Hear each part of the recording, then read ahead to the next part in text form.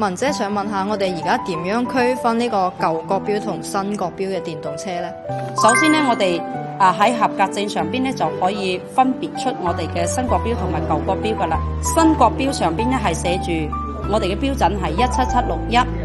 17761/2024，呢舊國標嘅標準咧係 GB17761/2018。咁咧仲有我哋嘅前後擋泥板咧，都採用咗係鐵質，要麼咧就係鎂合金嘅，呢兩種材料，咁達到咗一個防火阻燃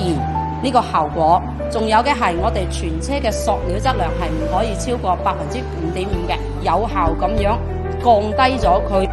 燃燒嘅一個可能性。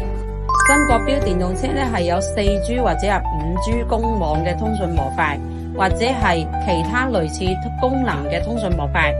具有通訊監測功能，通過地面通訊模塊咧實時反饋到電動自行車嘅位置、速度，咁幫助可以揾翻唔見咗嘅車輛。